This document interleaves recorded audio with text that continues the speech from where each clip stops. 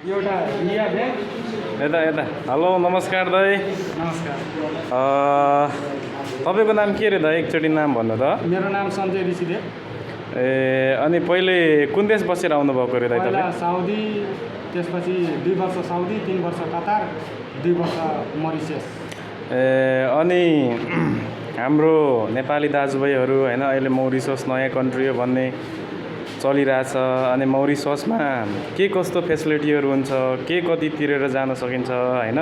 तर पैसा चाहिँ भन्न त धेरै भनिन्छ होइन। 2 सम्म तिर्दा ठिक्क हुन्छ के। 2 लाख भन्नुभएको है?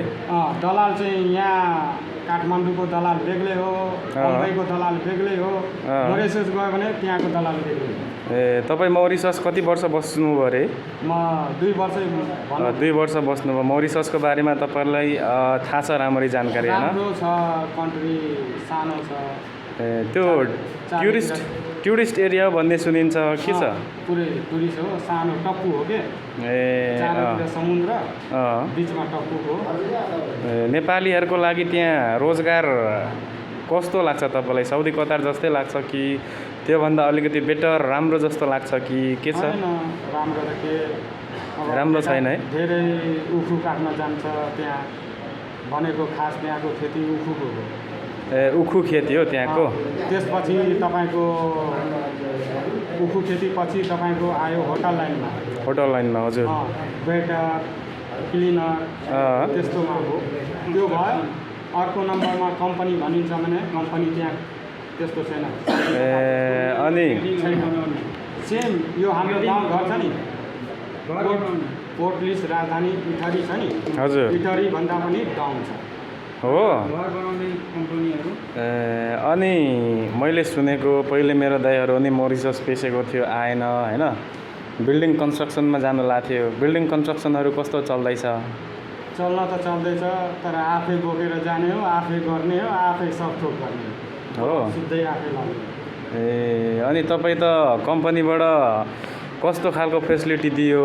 केही छैन सुविधा हो भनेपछि अब नेपालीहरूको लागि साउदी कतारभन्दा बेटर तपाईँलाई लागेन मौरिसस होइन? मलाई साउदी कतार नम्बर 1 लाग्यो, तर मरिसस मलाई मन पर्यो। त्यहाँको प्राकृतिक दृश्य कस्तो छ?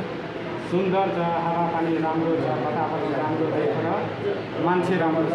सबै बिहारी हो। बिहारीहरू धेरै छन्? 60% बिहारी हो, मुस्लिम 10%, अनि 10% क्रिस्चियन, हजुर, 10% बौद्ध। ए भनेपछि हिन्दू धर्म मान्ने 60% छ होइन? ए तपाईँलाई साह्रै राम्रो जानकारी रहेछ उताको बारेमा होइन? जहाँ पनि ए भनेपछि मन्दिर धेरै छ त्यता पनि, हाम्रो नेपाल जस्तै, इन्डिया जस्तै भनौँ न होइन? तर हाम्रो जुन नेपाल छ नि, नेपाल जस्तो नेपालमा त हाम्रो राम्रो छ। हजुर, नेपालभन्दा दिनमा 3-4 चोटि पानी पर्छ त्यहाँ।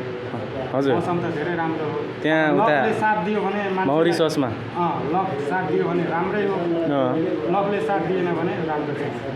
अनि आजभोलि निकै दाजुभाइहरू फसाएर लान्छन् मौरिससतिर होइन? 2-4 लाख रुपियाँ तिरेर यो त यस्तो देश हो त्यस्तो देश हो भनिदिन्छ। त्यसको बारेमा चाहिँ बरु सबै अरू खाडी मुलुक जानु, तर मरिससमा जानु। त्यहाँ चुरोट, खैनी, तपाईँलाई गोल भेडासम्म खानालाई छ नि सोच्नुपर्छ। खुर्सानी खानालाई सोच्नुपर्छ। त्यो किन हुँदै त्यो? धेरै महँगो छ, साइक्लोन आउँछ। ए महँगो भएर? वर्षमा एकचोटि साइक्लोन आउँछ, जति बाढी भारी जति लागेको हुन्छ हावापानीले सबै गलाएर। ए भनेपछि त्यस्तो रहेछ त्यहाँ होइन? हस् दाइ हस्, तपाईँसँग छोटो कुराकानी भयो होइन? मौरिससको बारेमा जानकारी दिनुभयो, धन्यवाद तपाईँलाई।